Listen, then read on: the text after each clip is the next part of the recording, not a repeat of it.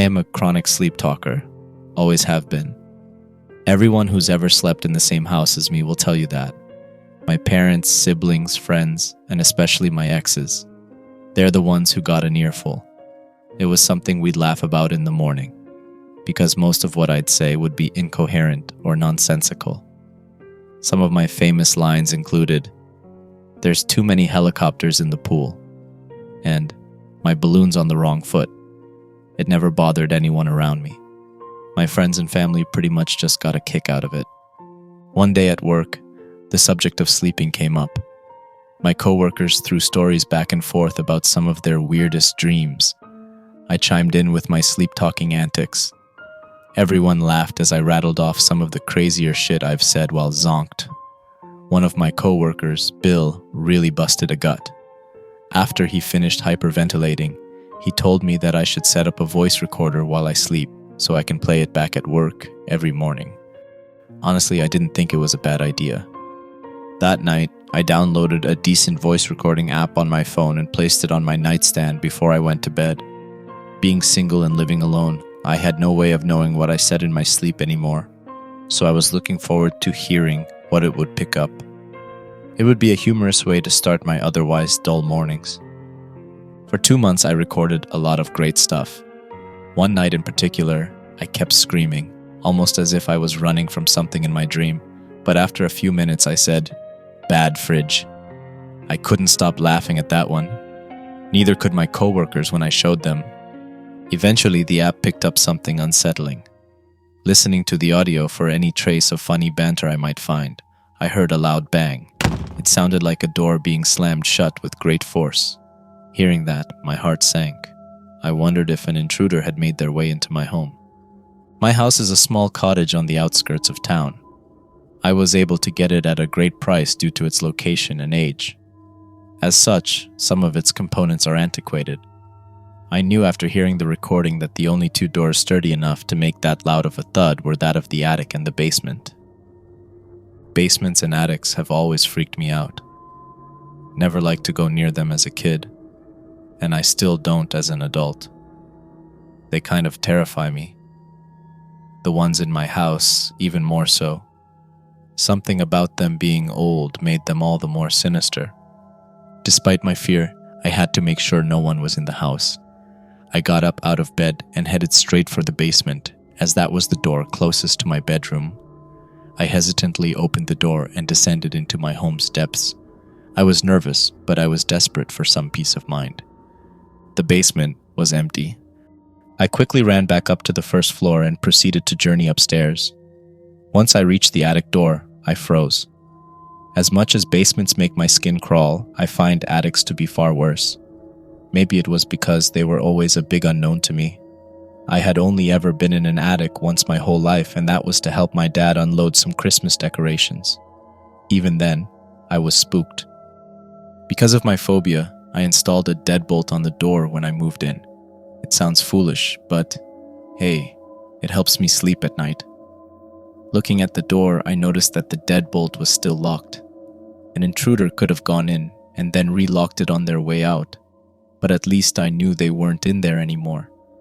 This was my excuse not to go inside. I went back downstairs and put the noise out of my mind. Forgetting all about the loud bang, I continued to record at night in the hopes of catching more sleep talking. I did, but it wasn't of the hilarious, absurd variety. The night after I recorded the noise, the only thing I said the whole night was, "Where are you?"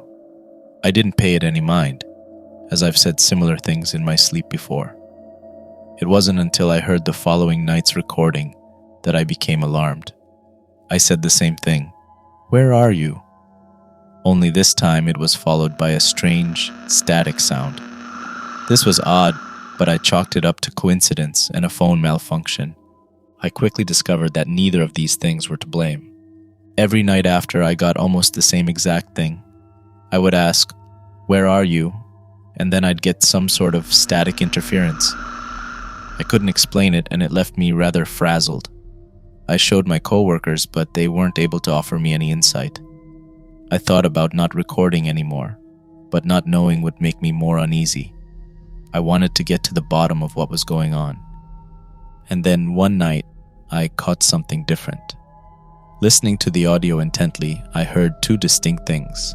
During a 2-minute stretch in the recording, there were footsteps in the background, almost as if someone was pacing. It was very faint, but it was most certainly there. The second thing I heard was me asking the same question. Where are you? Only this time I received a response. It was a low whisper, but I could make out what it said. I'm upstairs. Deeply unnerved by my findings, I set up the app again the next night. I also took the liberty of setting up 2 digital cameras, one in my room and one facing the attic door. After adjusting the light settings on each, I felt confident in my approach. I didn't have time to deal with this bullshit, so I wanted nothing more than to get it sorted out somehow. Unfortunately for me, it just wasn't that simple. I slept through the night, like normal, but I did have a weird dream. In my dream, I was at home. I was sitting on my couch watching TV when I heard a scratching sound coming from upstairs.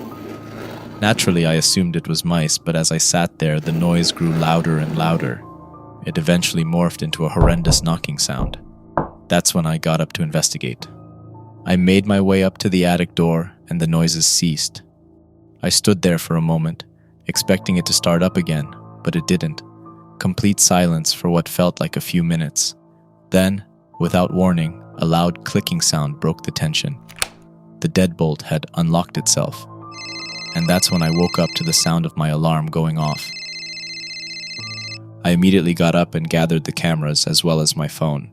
I was eager to see if they'd captured anything. They did, but it only left me with more questions.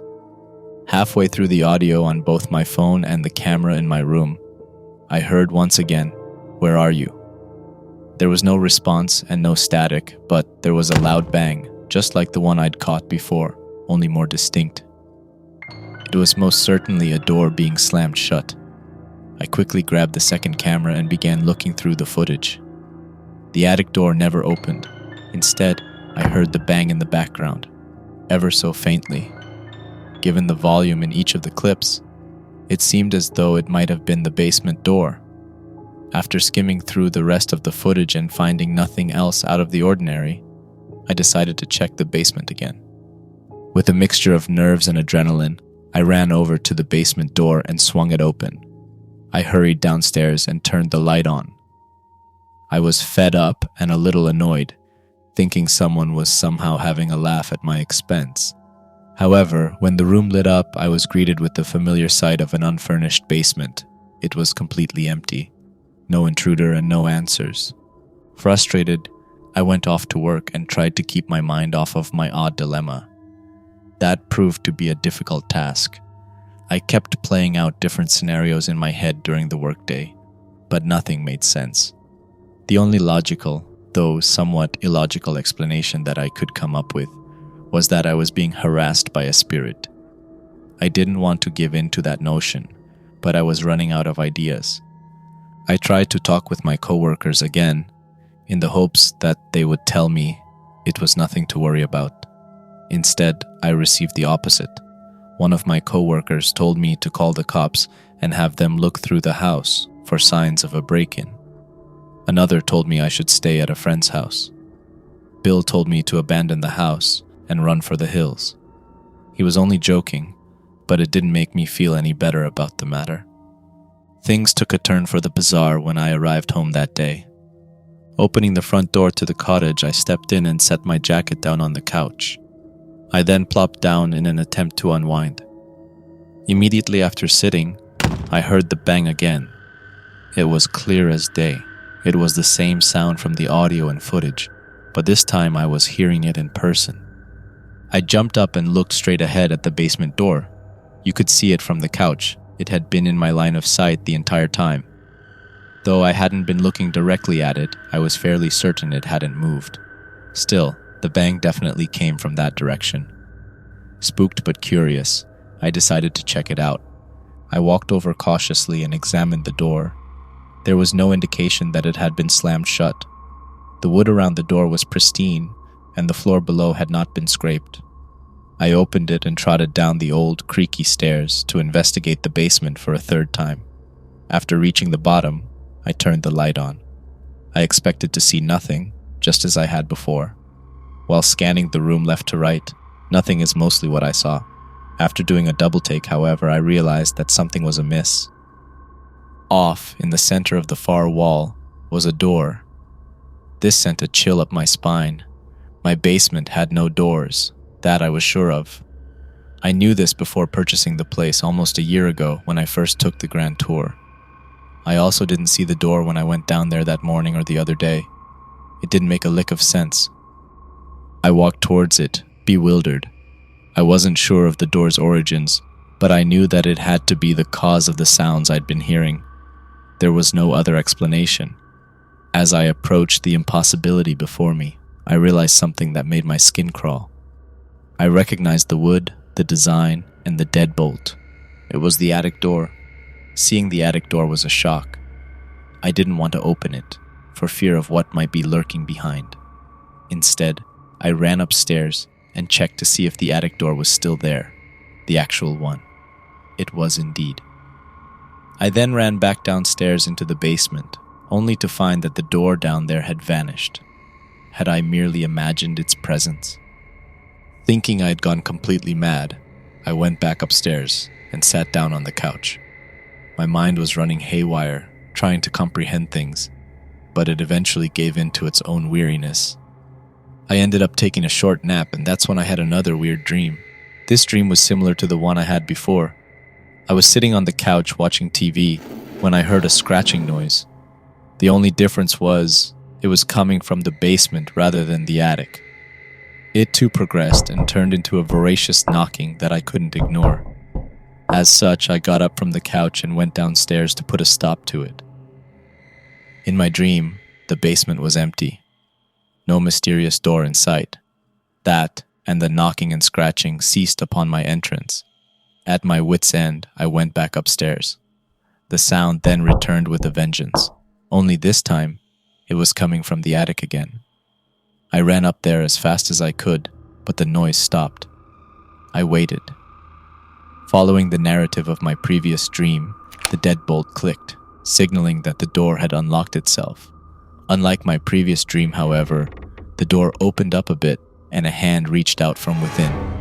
That's when I woke up. I wrote the first dream off as the byproduct of an overstressed mind.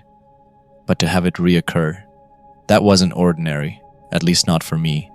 Between the door in my basement and my strange nightmares, I was a mess. Both perplexed and frightened, I called my friend John.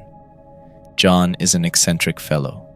He's the kind of guy who believes in UFOs, ghosts, conspiracy theories, the occult, and other things of that nature.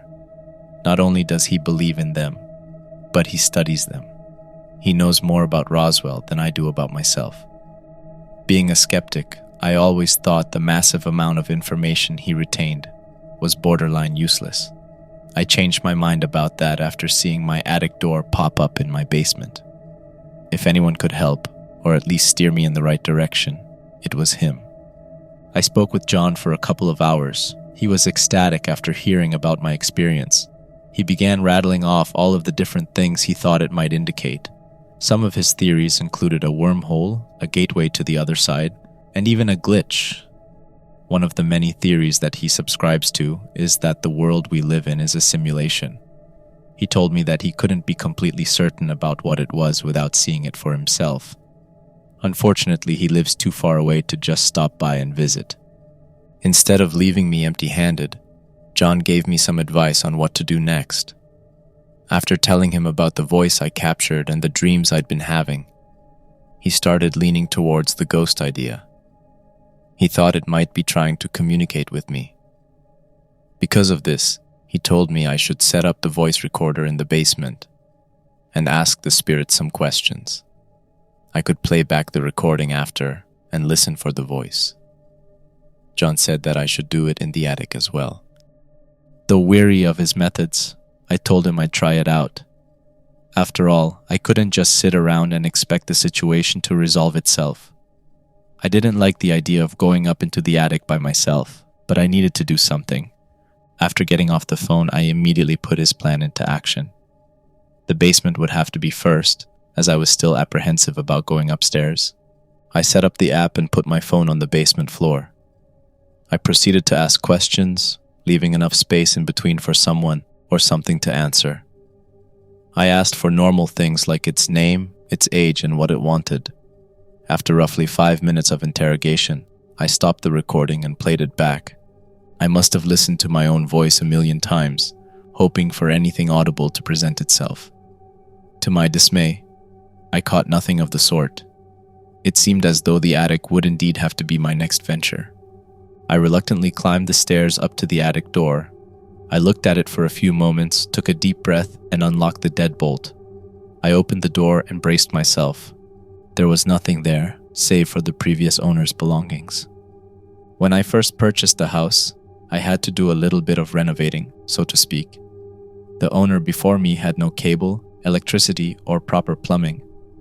On top of that, they left all of their stuff behind. I had most of it removed but left everything that was in the attic. I had no need for the space, and I didn't want to put any more money into emptying the house than I had to. I perused through the attic's wares for a bit, curious as to what it was that I technically owned. Some of the interesting items that stood out to me were an old postcard from Paris, a strange-looking dog collar, and a book on witchcraft. The fear set in while going through the contents of my new collection. The angled ceiling, antiques, and large window overlooking my yard did give the place a dose of charm, but I still didn't like attics. I quickly hit the record button on the app and set my phone on the floor. I asked the same questions as before, but didn't leave as much space in between as I really wanted to get the hell out of there. Before stopping the recording, I had a thought. Perhaps the spirit would respond if I asked it the same question that I did in my sleep. I cleared my throat and asked, "Where are you?" After asking the final question, I stopped the recording and played it back.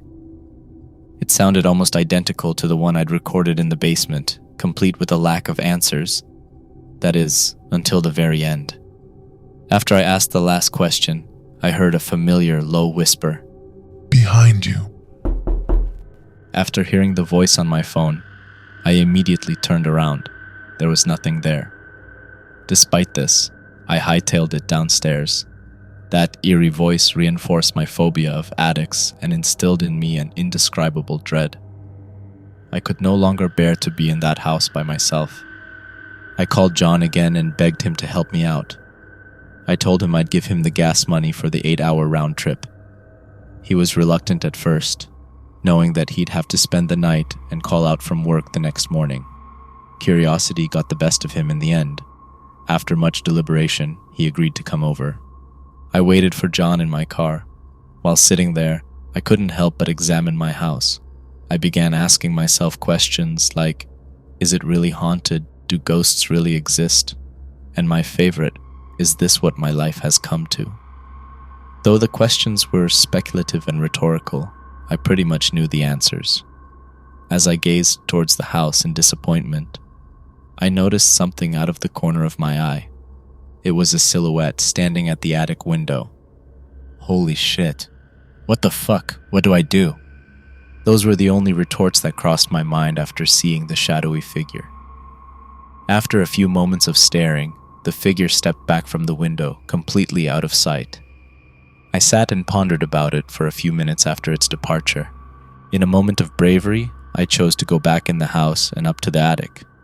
Crazy, I know, but it's my house, and I needed to show this thing that I wasn't interested in playing its games, even if I was scared shitless. Besides, John would have my head if I didn't follow the damn thing.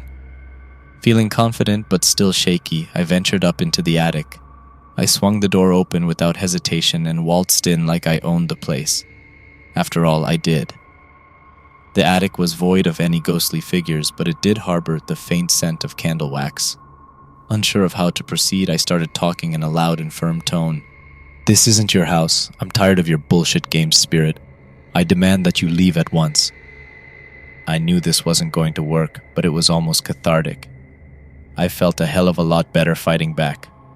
I walked around the attic, satisfied with my rant, thinking that I had actually conquered my fear. my smug demeanor wouldn't last more than a few moments. Soon after I spoke, a gust of wind blew through the attic and hit me like a bus, nearly knocked me over. I knew it was the ghost's doing. I tried to stand my ground, but I was pretty damn frightened. I watched as everything around me flew about, creating a tornado of mementos and keepsakes. I was about to retreat when I noticed something that hadn't budged an inch. It was the book on witchcraft that I'd seen before. Upon noticing it, the wind inexplicably stopped and everything fell to the floor. I walked over to the book, curious as to why it remained stationary. As I did, it opened up on its own. It was startling, but I somehow sensed no malice. I was coming around to the fact that the ghost might really be trying to communicate with me. The page the book landed on was a spell. The whole thing was in Latin, but from what I could make out, it had something to do with growing plants. Confused, I reached out to the ghost for help. "What do you want me to do?" After asking the question, the attic door slammed shut. I thought for a moment and gathered that it wanted me to recite the spell in the attic. I was still confused, but somehow calm. It felt as though I was helping the spirit in some way. Before I could read from the book, my phone went off. It was a text from John. "So sorry, I can't make it out there. My boss won't give me the day off tomorrow, and I'm not sure my car will make it there and back. It desperately needs new tires, and I won't be able to buy those until Friday. Give me a call back then, and I'll see what I can do. Good luck." Fuck. Even though I wasn't freaking out anymore, it was nice knowing that someone was on their way to my house, just in case things went sour. I didn't like it, but I was on my own. I accepted this and turned my attention back to the book. It was time to deliver the spell. I cleared my throat and began reciting the text in the book. I took Latin in college, and although I didn't retain all the information, I knew enough to make the proper pronunciations. Even still, I stumbled over my words during certain parts. Because of this, I had to restart a couple of times. I wanted to get it right, especially if it was truly what the ghost wanted. After finishing the spell flawlessly, for the most part, the attic door opened. I walked out with the book in hand, wondering if everything was over. When I reached the bottom step and turned around the corner, it became quickly apparent that it wasn't. The basement door was wide open. I was in uncharted territory, taking orders from a ghost, but I hoped I was following along all right. Seeing the basement door ajar convinced me that I probably needed to recite the spell down there as well. I still wasn't sure why, but it felt like this was the spirit's will. As such, I obliged. I walked down into the basement with the book and turned the light on. A quick glance around revealed that I was alone and that there was no door. I cleared my throat once again and began reciting the spell, word for word. Honestly, I was a little excited. It felt like I was doing something productive about my ghost problem, and that it might actually help put it to rest. This time, I got it right on the first try. Upon finishing the spell in the basement, the house began shaking. When I say the house, I mean the whole house, basement and all. I'd never experienced an earthquake before, but it seemed like the only logical explanation for what was happening. It wasn't until I looked around the room during the madness that I realized it was the spell's doing. There, on the far wall, shaking with the rest of the house, was the attic door. I wondered if the spell had somehow summoned it, simultaneously causing the house to wobble. The tremor eventually stopped, and I was left with the door, lending credence to my theory. I waited for a few minutes, thinking the door would open, but it did not. It seemed that I would have to do that myself. I wasn't too happy about it, but I'd come too far to back out now. I gathered my wits and walked over to the door. I proceeded to swing it open without fear, just as I had upstairs. Behind the door was a surprise. It was the attic upstairs. Everything was the same, only there was a man standing at the window. Hearing me open the door, he turned around. His eyes widened when he saw me. He ran so fast in my direction that I didn't even have enough time to take more than a single step back. He rushed through the doorway and into the basement.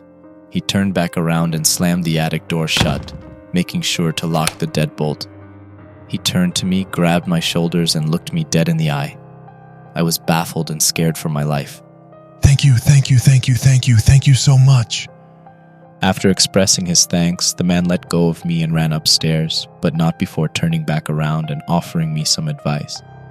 Whatever you do, don't go in there. He gestured toward the attic door before bolting upstairs. I ran after him, wanting to ask some questions, but when I got upstairs it was already too late. My front door was open, and I could see him running down the dirt road towards town. And that was that. I've slept every night since then with no noises or paranormal issues whatsoever. I even set up the cameras and voice recorder a few times to make sure. They didn't catch a damn thing. I don't know what the hell happened, but I am sure of one thing. The man that came out from behind the attic door was no ghost. It was a living, breathing person. Hello there, thank you for watching until the end. How did you like the sound effects in this story? Also, would you like to find out more about the man in the attic? Do let me know in the comments, as there's another story about him. If you liked the video, don't forget to like and subscribe. See you in the next story.